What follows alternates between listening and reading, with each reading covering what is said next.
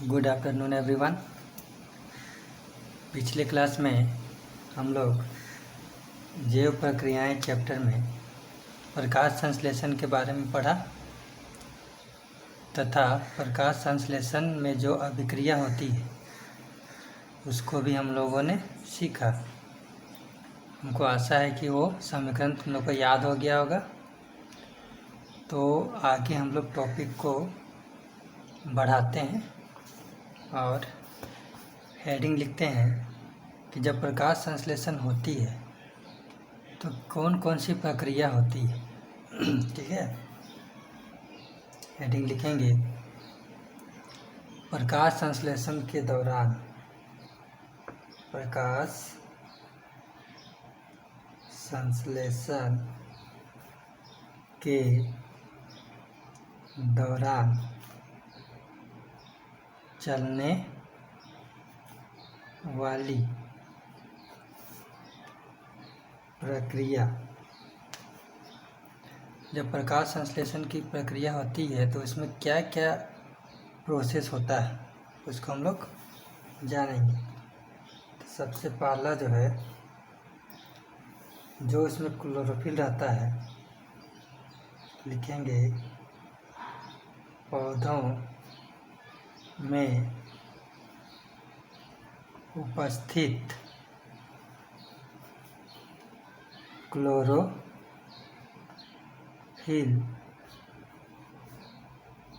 द्वारा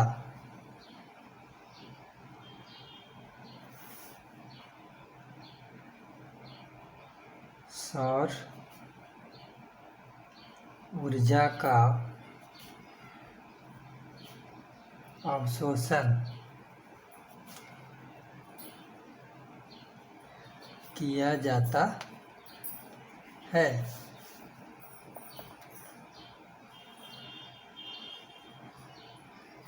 अगला नंबर 2,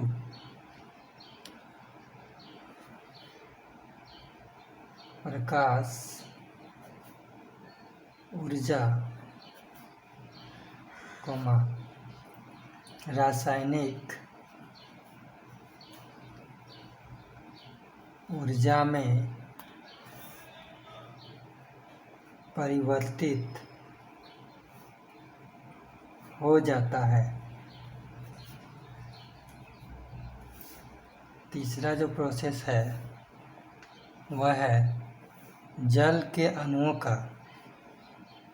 जो जल उसमें जाता है पेड़ पौधों में, तो उस जल के अणुओं का क्या होता है, तो जल के अणुओं का हाइड्रोजन और ऑक्सीजन के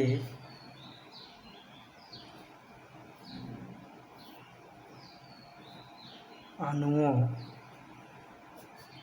में क्या हो जाता है, अपघटन होता है, यानी हाइड्रोजन और ऑक्सीजन के अणुओं में टूट जाता है, अपघटन होता है।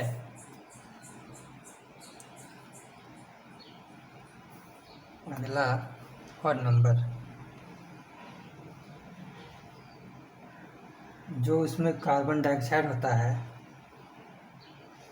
कार्बन डाइऑक्साइड,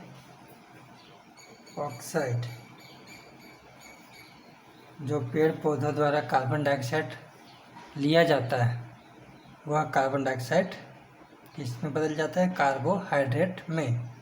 तो कार्बन डाइऑक्साइड का कार्बोहाइड्रेट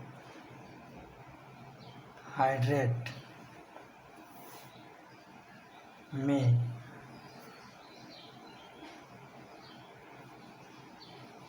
अपचयन हो जाता है। तो प्रकाश संश्लेषण की जो प्रक्रिया है उसमें मुख्यतः यह 1 2 3 4 प्रक्रियाएं संपन्न होती है। ठीक है, तो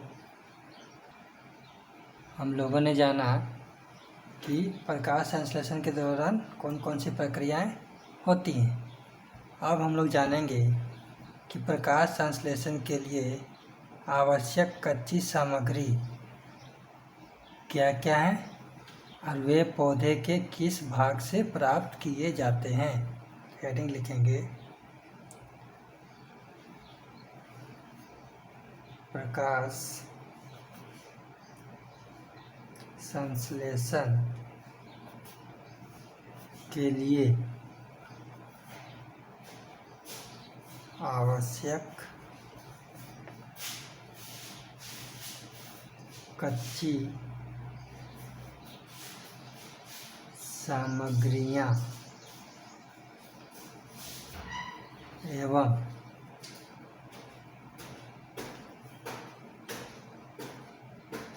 इनको प्राप्त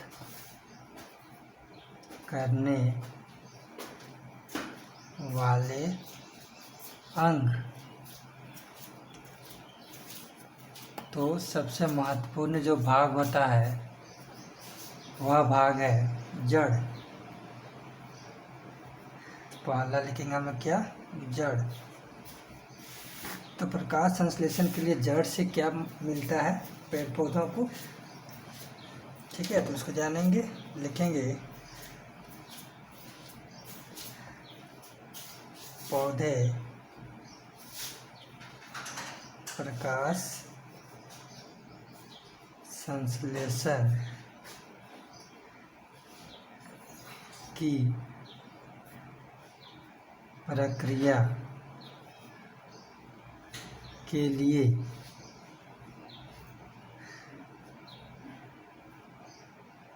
आवश्यक जल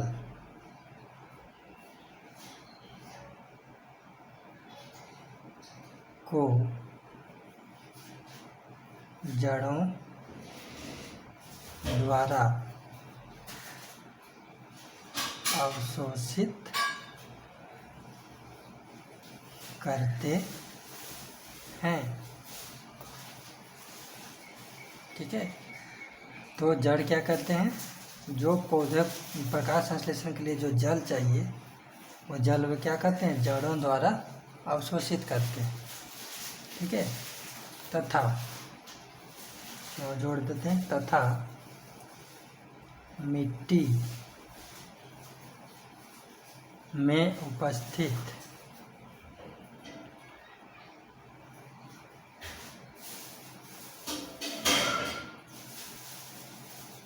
खनिज लवण जैसे पोषक पदार्थ घुलित रूप में जड़ों द्वारा अवशोषित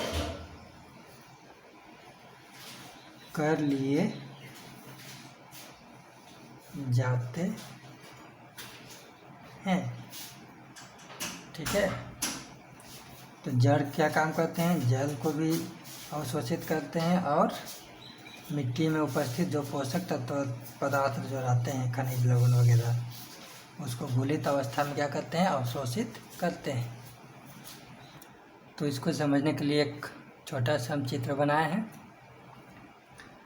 ये पौधे का ऊपरी भाग है जिसको तना भी बोलते हैं। ठीक है, और तना के नीचे ये ज़मीन है। इस ज़मीन के नीचे इससे जुड़ा हुआ बहुत सारी क्या है, जड़ें। तो इस जड़े में यहाँ जो मिट्टी है यहाँ से क्या क्या अवशोषित करता है, जल प्लस खनिज लवण। इसको घुलित रूप में जड़ के प्रत्येक भागों में क्या होता है, अवशोषण होता है। और अवशोषण करके यह जड़ क्या करता है, जड़ के माध्यम से ये तना से होते हुए पेड़ों के विभिन्न भागों तक पहुंचता है, खास करके पत्तियों तक पहुंचता है ताकि प्रकाश संश्लेषण की प्रक्रिया हो सके। ठीक है। अगला जो पेड़ का महत्वपूर्ण भाग है उसका नाम है तना। तना एवं पत्तियां। अब इनसे होकर क्या क्या कच्ची सामग्रियां पहुंचती हैं इसके बारे में हम लोग जानेंगे। जड़ से तो होकर जल और खनिज लवण को अवशोषित होता था, अब इसमें क्या होता है वो जानेंगे। तो लिखेंगे पेड़ पौधों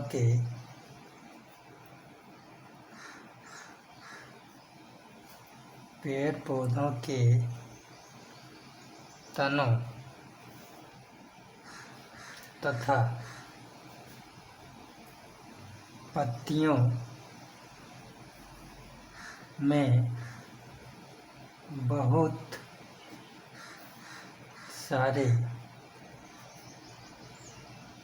छोटे छोटे छिद्र पाए जाते हैं जिन्हें क्या कहते हैं? रंध्र कहते हैं। जिन्हें रंध्र कहते हैं। इसको इंग्लिश में बोलते हैं स्टोमेटा। ठीक है। तो जो छोटे छोटे छिद्र पाए जाते हैं उनको क्या बोलते हैं? स्टोमेटा या रंध्र कहते हैं। तो ये रंध्र क्या करते हैं? तो इन रंध्र से होकर ही जो भी वायुमंडल में कार्बन डाइऑक्साइड गैस है वे अवशोषित किए जाते हैं ताकि प्रकाश संश्लेषण में उसका उपयोग हो सके। और प्रकाश संश्लेषण के पश्चात चाहे प्रकाश संश्लेषण की प्रक्रिया में ऑक्सीजन गैस मुक्त होती है तो वह ऑक्सीजन गैस भी इन्हीं रंध्रों के माध्यम से बाहर निकल सके वायुमंडल में। ठीक है। तो लिखेंगे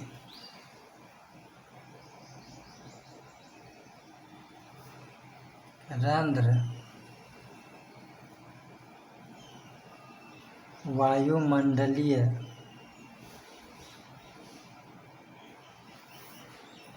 गैसों जैसे CO2 यानी कार्बन डाइऑक्साइड गैस और O2 यानी ऑक्सीजन गैस का आदान प्रदान करते हैं। ठीक है। तो इसको भी समझने के लिए हम लोग क्या करते हैं? चित्र बनाते हैं। देखो इस चित्र में ये मैंने एक तना का छोटा सा भाग ले लिया है। इसको जब सूक्ष्मदर्शी से देखा जाए तो इसमें बहुत सारे छोटे छोटे छिद्र पाए जाते हैं। ठीक है। तो इन्हीं छिद्रों से कि क्या होता है? गैसों का विनिमय होता है। ठीक है। यानी आदान और प्रदान। उसी तरह ये पत्ता का एक चित्र है।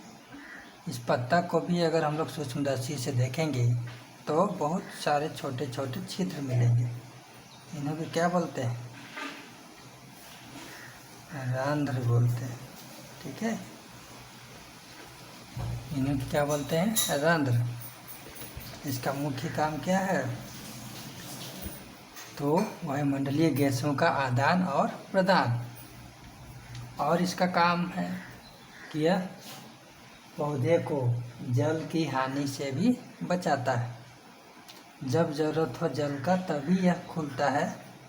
उसके बाद जब ज़रूरत ना हो तो यह छिद्र क्या हो जाते हैं? बंद हो जाते हैं। तो जब प्रकाश संश्लेषण की क्रिया होती है उसी टाइम में प्रायः यह छिद्र खुला हो रहता है। जब जल की आपूर्ति अच्छे से हो जाती है तब इसके छिद्र अपने आप क्या हो जाते हैं? बंद हो जाते हैं। तो छिद्र को खोलने और बंद करने के लिए एक विशेष प्रकार की कोशिकाएं पत्तियों में और तनों में पाई जाती हैं जिन्हें बोलते हैं द्वार कोशिकाएं यानी डोर सेल्स। द्वार कोशिकाएं जैसे कि दरवाज़ा का काम है खुलना बंद होना, उसी तरह द्वार कोशिकाएं क्या करती हैं, इन रंध्रों को, इन छिद्रों को ज़रूरत पड़ने पर खोलती हैं और ज़रूरत पड़ने पर क्या करती हैं, बंद करती हैं। ठीक है, तो अगला जो हम लोग टॉपिक पढ़ेंगे वो पढ़ेंगे द्वार कोशिकाओं के बारे में। ठीक है, तो हेडिंग लिख लो, द्वार कोशिकाएं।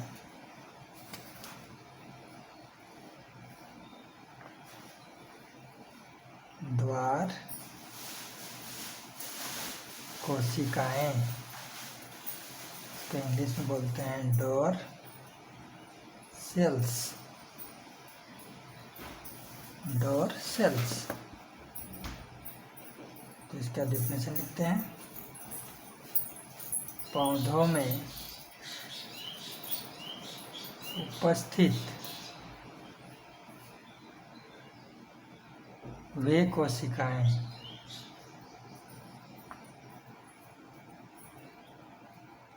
पौधों में उपस्थित वे कोशिकाएं जो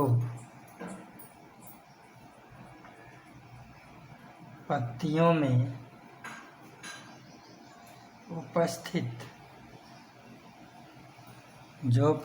में उपस्थित छोटे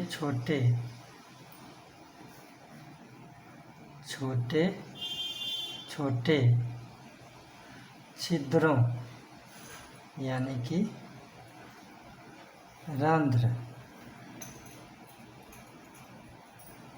को खोलने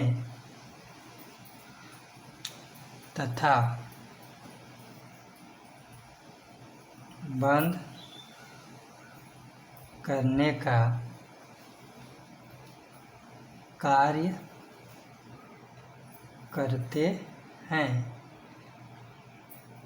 उन्हें द्वार कोशिकाएं कहते हैं। तो जो हम बताएं बस डेफिनेशन भी सही है कि द्वार कोशिकाओं का काम क्या है कि उन छिद्रों को समय आने पर या ज़रूरत पड़ने पर खोलना, नहीं तो फिर उसको बंद कर देना। तो ठीक है, तो इसके कार्यों के बारे में हम लोग कुछ विस्तार से जानते हैं। हेडिंग लिखेंगे, द्वार कोशिकाओं के कार्य।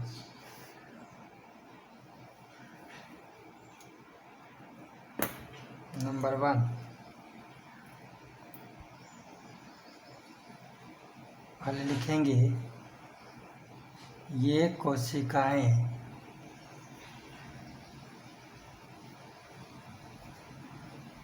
वायुमंडलीय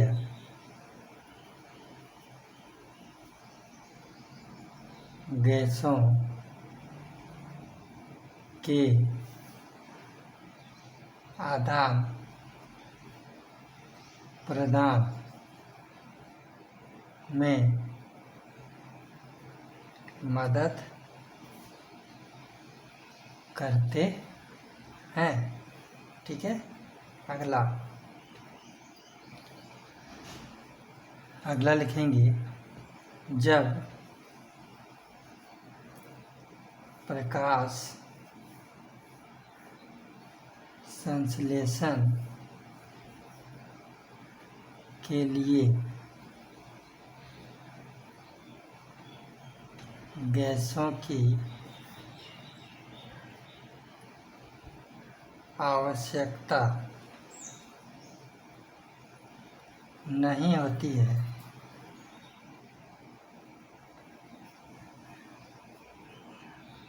उस समय यह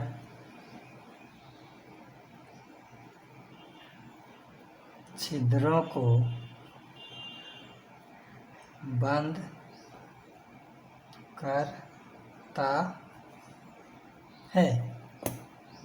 जिस समय गैसों की आवश्यकता नहीं होती है उस समय क्या करता है, यह उन छिद्रों को बंद कर देता है। ठीक है, द्वार कोशिकाओं का तीसरा कार्य क्या है?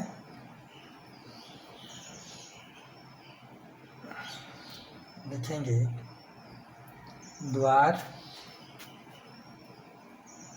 कोशिकाओं के अंदर जब जल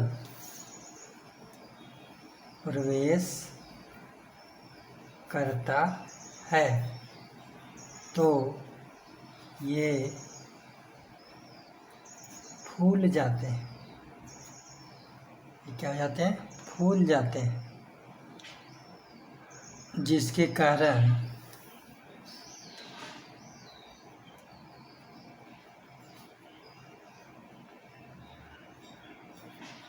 छिद्र जो है वह अभी क्या हो जाता है? खुल जाता है, ओपन हो जाता है। इसी का विपरीत चौथा कार्य, जब द्वार कोशिकाएं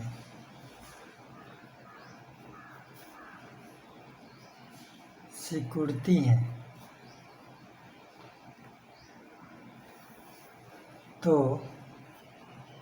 रंध्र क्या हो जाते हैं?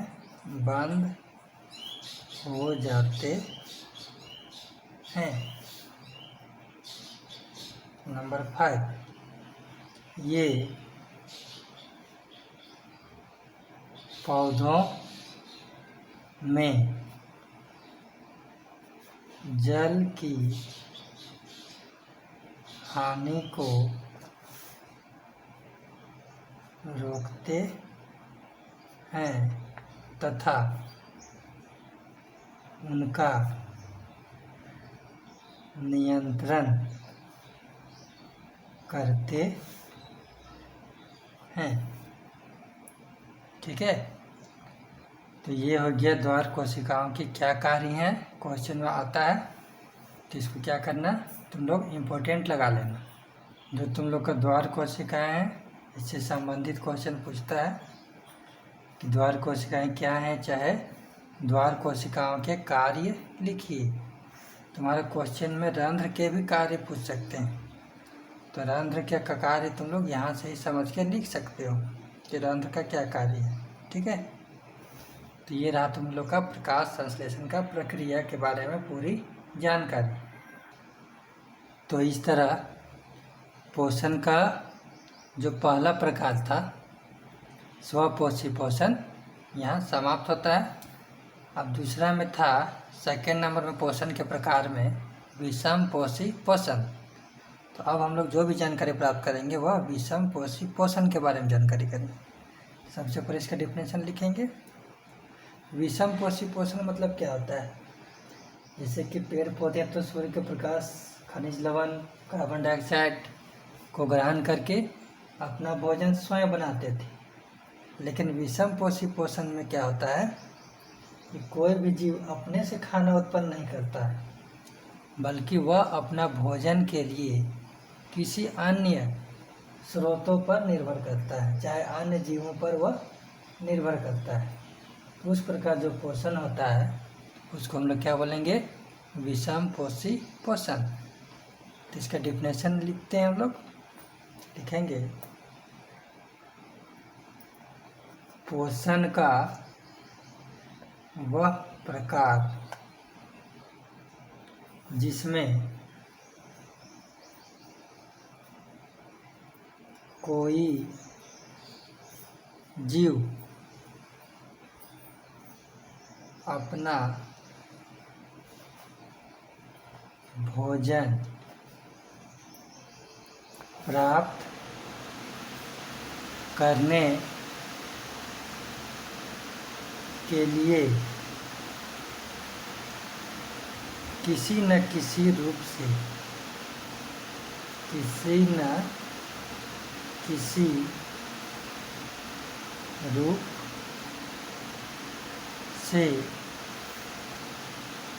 अन्य स्रोतों पर निर्भर रहता है उसे विषम पोषी पोषण कहते हैं। ठीक है, जो चीज़ बताएं बस उसी को डिफिनेशन के रूप में थोड़ा सा लिख दिए हैं, तो इसी तरह से याद रखना। ठीक है, अब उदाहरण, विषम पोषी पोषण कौन करते हैं? तो जितने भी मनुष्य हैं, मनुष्य जाति, मनुष्य लोग विषम पोषी पोषण करते हैं, क्योंकि ये लोग अपना भोजन स्वयं उत्पन्न नहीं कर सकते हैं। ठीक है, ये दूसरे पर निर्भर रहते हैं हम लोग, इसलिए मनुष्य हो गए, सभी जानवर आ गए इसमें। ठीक है, और पक्षियाँ, कीड़े इत्यादि। ठीक है, इतने जो हैं, मनुष्य हो चाहे जानवर हो चाहे पक्षियाँ हो चाहे कीड़े मकोड़े जो भी हों, सभी क्या होते हैं? विषम पोषी पोषण ये लोग करते हैं, यानी अपना भोजन स्वयं तैयार नहीं करते। ठीक है, तो विषम पोषी पोषण के बारे में हम लोग जान गए। अब इसके प्रकार के बारे में जाते हैं, तो लिखेंगे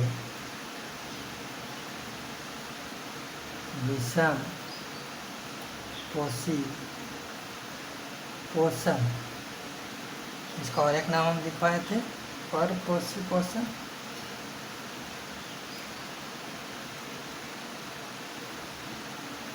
के प्रकार।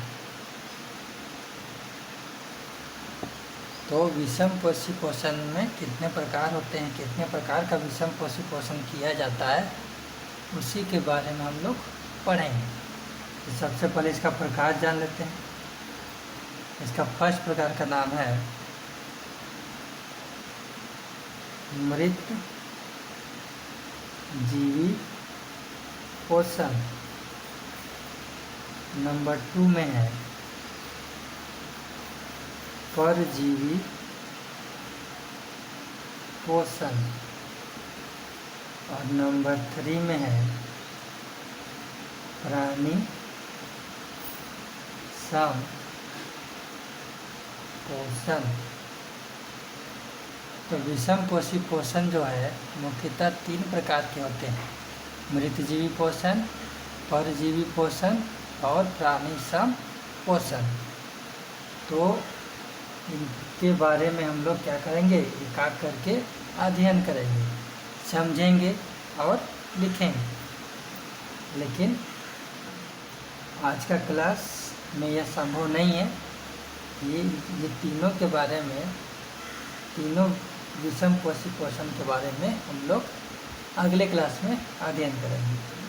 तो आज जितना भी बनाए हैं उसका नोट्स तैयार कर लेना और उसको फोटो भेजना, और नोट्स तैयार करने के साथ साथ क्या करना है, इसको याद भी करना है, ताकि एग्ज़ाम यानी परीक्षा की दृष्टि से ये जो टॉपिक बता रहे हैं ये टॉपिक बहुत ही इम्पोर्टेंट है। हालांकि जितना भी चीज़ हम बता रहे हैं सारा चीज़ को दिमाग में रखा है, ताकि साइंस में फिजिक्स और केमिस्ट्री से तो क्वेश्चन ठीक किया है, लेकिन बायोलॉजी से कभी कभी बीच से क्वेश्चन पूछ देता है, कोई भी टॉपिक से रिलेटेड क्वेश्चन पूछ देता है। इसलिए जितना भी टॉपिक बताया जा रहा है सबको क्या करना है, अच्छे से तैयार कर लेना है। हम कोशिश किए हैं कि इसको ज़्यादा लंबा पेचीदा नहीं बनाए हैं, आसानी से इसका नोट्स हम लोग तैयार कर रहे हैं। तो इसको नोट्स को पढ़ना है और याद भी करना है। ठीक है, तो मिलते हैं हम लोग अगले क्लास में।